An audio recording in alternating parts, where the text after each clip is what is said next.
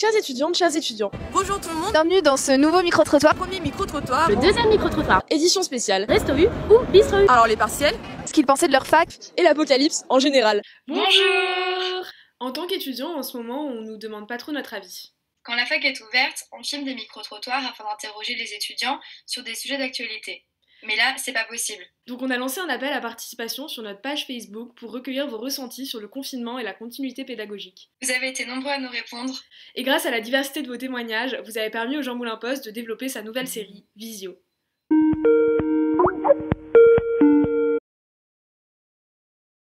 Eh ben ça va, plutôt bien. C'était un peu dur au début. Je suis partie en Haute-Savoie chez ma maman. Ça se passe relativement bien. Dès qu'on a annoncé le confinement, du coup, j'ai déménagé chez mes parents.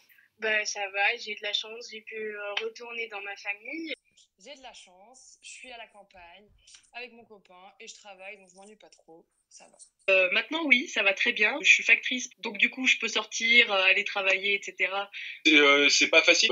Étant intérimaire, je peux pas avoir le chômage partiel. Pour l'instant, ça va. Je suis en temps plein, en fait, chez Carrefour en ce moment. Ça va. Je pourrais être dans de meilleures conditions, mais ça va. Alors actuellement, je suis chez moi, sur Lyon, dans un 20 mètres carrés, à 2 avec mon copain. Alors, je considère que je fais pas partie des plus à plaindre. Toutefois, j'ai eu beaucoup d'appréhension, un stress profond. C'est l'incapacité à se projeter, donc un rythme de vie complètement cassé. Au niveau de l'anxiété, ça parasite pas mal ce que je ferais en temps normal si j'étais chez moi. J'ai de la chance d'être confiné avec ma copine, du coup, déjà je suis pas tout seul. Sur le point psychologique et tout ça, franchement, ça va. On essaie de positiver, de se dire qu'il y a des personnes qui vivent des situations qui sont bien plus précaires que les nôtres. C'est dur, on va pas se mentir. Voilà, super, t'as rien à faire, t'es chez toi, vas-y, travaille. On pourrait penser que c'est facile. C'est ce que je pensais aussi. Faites, pas du tout. Difficilement, c'est compliqué. J'ai pas de bureau. Pas trop, non. Non, j'essaye de faire pendant mes pauses. Le soir, j'essaye, mais bon, quand je rentre d'une journée de 9h, 9h30, voire 10 heures de travail, en fait, j'ai qu'une envie, c'est d'aller me coucher. Oui, j'arrive à bosser, mais est-ce que c'est autant efficace que le cadre de la fac avec la bibliothèque à côté? Non, ça fait beaucoup moins. La BU me manque beaucoup. Je suis efficace en fait qu'à la BU. Non, je sais pas trop quoi bosser, je sais pas trop quoi réviser. Après, j'ai pas toutes mes affaires. C'est assez compliqué. Je suis représentante de promotion, donc ça c'est presque un vrai taf. Étant donné qu'on est dans l'attente de la décision que va prendre l'université, et donc c'est une ambiance qui est assez particulière pour travailler. J'ai l'impression de donner des efforts dans le vide. Le contexte fait que c'est pas possible dans la durée là de travailler. Niveau concentration, plus ça va et c'est de pire en pire en fait. On est en période de crise sanitaire. C'est pas les vacances, donc ça veut dire qu'il y en a qui sont malades, il y en a qui ont des pertes. Des décès, etc. Donc clairement, on n'a pas tous la tête à travailler comme des dingues et il faut le comprendre. Alors moi, au niveau de l'ordi, c'est nickel parce que j'ai le mien. Une bonne majorité, oui, effectivement, a ce qu'il faut pour pouvoir travailler. On a fait carrément un recensement personne par personne. La Wi-Fi, ça rame. Niveau connexion, en fait, j'habite dans la montagne, donc c'est un petit peu compliqué. On capte le Wi-Fi uniquement dans certaines pièces de la maison. Je travaille dans la cuisine. Je suis dans une zone blanche, je mets un quart d'heure à envoyer un mail, par exemple. J'ai pas de réseau Wi-Fi, je fonctionne tout en partage de connexion de mon téléphone.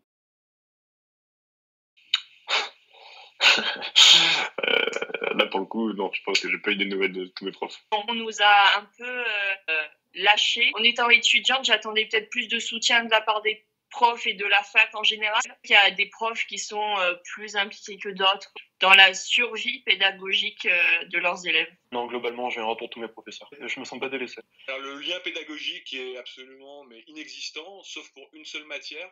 Le pôle santé qui est quand même cool, qui a mis en place un suivi avec l'infirmière et la psychologue, je trouve ça quand même super cool de noter. On se fait du souci, en fait, c'est plus du souci parce qu'on n'a pas de nouvelles. Ça reste quand même limité, hein. Je m'attendais à beaucoup mieux. Avec la fac, non.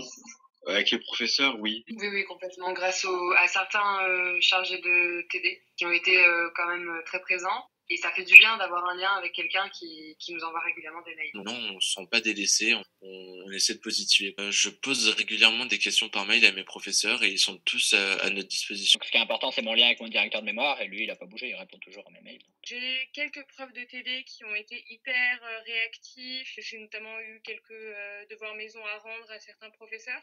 Mettre un PDF, c'est gentil, mais Pour moi, c'est pas de la continuité pédagogique. J'aurais aimé plus. On n'a pas eu énormément d'informations, on a même eu des informations qui avaient tendance à se contredire. Quelle information finalement je dois prendre? Je suis satisfaite de la présence de la fac, mais pas des informations. On est dans le flou de tout. Il y a un moment où l'absence d'informations fait que on a l'impression de bosser dans le vide et que du coup, on prend du retard. Je pense que comme tout le monde, je serais pas contre avoir des nouvelles un peu plus rapidement. Avec l'administration, j'avoue que j'aurais apprécié qu'ils nous donnent des hypothèses, par exemple. Ils ont envoyé des mails quand ils ont eu une réponse. Le problème, c'est qu'ils n'ont pas de réponse, donc ils n'envoient pas de mail, ça me semble logique. Un simple mail pour dire aux étudiants, écoutez, pendant ce temps, nous n'avons pas d'informations, donc ça sert à rien de vous affoler, vous serez tenus au courant. Ça, c'est quelque chose qui, je trouve, à mon goût, n'a pas été suffisamment fait. On se sent tous un peu démunis. On a un peu l'impression que le lien est un peu rompu avec la fac. J'ai l'impression d'être un numéro pour la fac. On est un peu laissé de côté, un peu abandonné. On ne sait pas en fait, on patauge. Je me sens délaissée et je pense que je ne suis pas du tout la seule. Je considère que mon année universitaire s'est terminée le 13 mars. Mais nous, Madame Vidal, moi je l'attendais. Je me suis dit, elle va nous parler, elle va dire oui, les étudiants, on lâche pas. Alors je suppose qu'entre guillemets, c'est une stratégie de communication qui était bien réfléchie.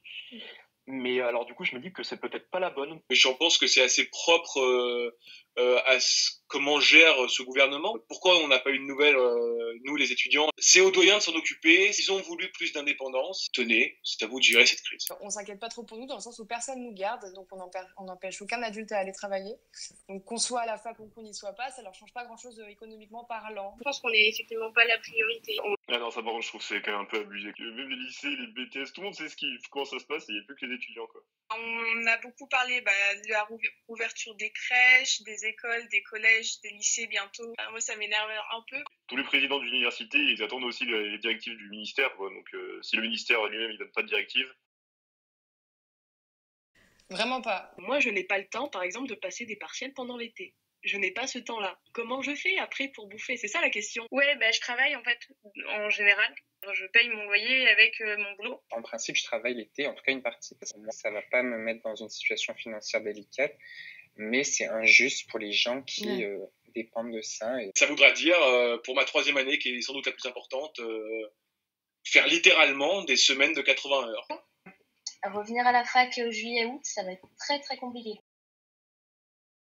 On est complètement perdu. Là, on est en L3, on veut notre licence, on était à ça de l'avoir correctement. Et il y a eu le confinement, et là, plus de nouvelles. J'ai peur, que ma licence, du coup, elle vaille moins qu'une licence qui a été obtenue normalement. Si là, ils nous notent que sur les matières ATD, faut pas que les profs de droit soient trop exigeants, sinon on ne va pas y arriver. Pour moi, non. Pour moi, j'estime qu'il faudrait au moins une période d'1 mois et demi avant de pouvoir passer les partiels. Dans tous les cas, ça va léser des étudiants si on doit passer des partiels. J'ai l'impression que le cerveau s'essouffle et que les angoisses, pour certaines personnes, elles prennent le dessus. Vouloir continuer à nous mettre des notes, continuer faire un contrôle continu, à se dire mais coûte que coûte, on doit les noter, c'est leur semestre, on peut pas leur donner, on est Lyon 3. C'est pas très respectueux des étudiants. Je pense pas que le plus important actuellement, ça soit les examens, mais plutôt la santé, que ça soit physique ou morale des étudiants. Je pense qu'il y aura de grosses inégalités de ce côté-là, parce que quelqu'un qui aura passé un mois confiné tout seul dans son petit mètre carré aura pas le même moral que quelqu'un qui a passé un mois avec sa famille. Non, moi typiquement, je sais que je serais pas en capacité de passer mes partiels là, dans l'état actuel des choses, que ce soit moralement ou juste de façon pratique. Ce serait utopique de penser qu'on sera tous capables de passer des examens d'ici un mois. Envoyer des étudiants en partiel sans avoir eu de cours de TD durant des mois, je trouve que ça n'a pas de sens. Être capable de faire quelque chose de synthétique en un temps court, ça fait des années qu'on s'entraîne à ça. Donc on sait le faire, et c'est pas parce qu'un semestre, en fait, on ne le fait pas, que tout de suite on va devenir des imbéciles. Bonjour déjà. Bon courage. Merci quand même pour tout ce que vous faites, parce que effectivement on n'en a peut-être pas aidé, mais la situation, on se doute à quel point elle doit être délicate pour vous. Si j'avais un mot à lui dire, ce serait d'essayer de prendre la décision qui soit la plus égalitaire possible pour tous les étudiants. Je comprends que c'est dur pour eux aussi, bien sûr. d'essayer de prendre en compte tous les étudiants. Il faut plus communiquer. Nous, on est derrière nos petits ordinateurs et on rafraîchit cette page du mail de la fac du soir au matin pour avoir des nouvelles et on n'en a pas. Il faut aussi nous dire les choses peut-être plus simplement aussi. C'est très important de bien communiquer sur le fait que l'université est présente, que si elle ne transmet pas d'informations, c'est qu'elle n'en a pas. D'avoir des informations, s'il vous plaît. Un peu de transparence par rapport à nos examens, par rapport à nos notes. Un conseil que je leur donnerais, c'est de terminer le massacre au plus vite et avec le moins de casse possible. Prenez des décisions, faut trancher, décider c'est trancher, il faut y aller quoi. J'espère qu'ils apporteront des réponses et pas un vulgaire « bah attendez ».